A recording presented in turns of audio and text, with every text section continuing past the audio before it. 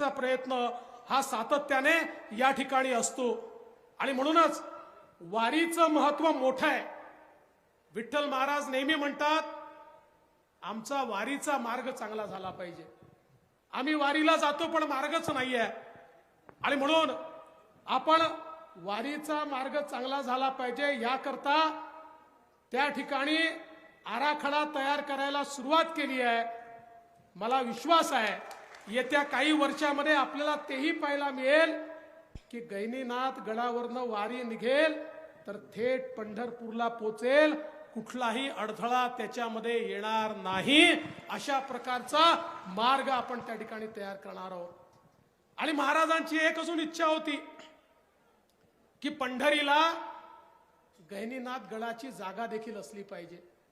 आपली वारी जाते पण वारी तिथे पोचल्यानंतर स्थान कुठलं हा प्रश्न तयार होतो आणि म्हणून आम्ही खूप प्रयत्न केला आणि आता जागा मिळाली।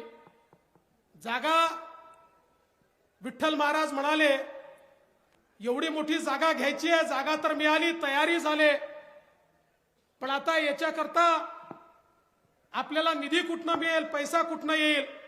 मी त्यांना म्हटलं ज्यांच्याकडे इतकी भक्तांची श्रीमंती आहे, आमच्यासारखे सगळे सेवेकरी आहेत, त्यांनी चिंता करायचं कारण नाही। विठ्ठल महाराज मी आपल्याला सांगतो, या सगळ्यांच्या भरोशावर सांगतो, आपल्या मनामध्ये पंढरपूरची जी जागा ज्याचा करार तुम्ही केलाय निश्चितपणे ती जागा ही आपल्या गैनीनाथ गडाला मिळेल आणि पुढच्या काळामध्ये आपली पालखी आपली वारी त्या ठिकाणी जाईल।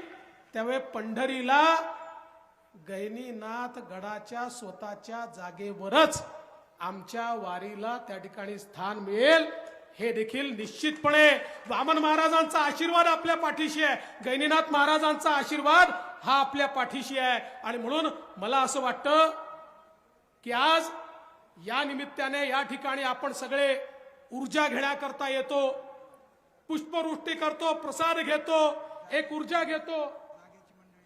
हो, पंढरपूरची जागा जे देणारे आहेत ते या ठिकाणी आलेले आहेत, त्यांचं एकदा जोरदार टाळ्या या अशा समोर या एक बुके द्या, एक बुके द्या। अरे पंढरीला जागा दिली, प्रत्यक्ष विठ्ठलाच्या चरणी पंढरीला जागा ज्यांनी दिली त्यांचं जोरदार स्वागत आपण करूया।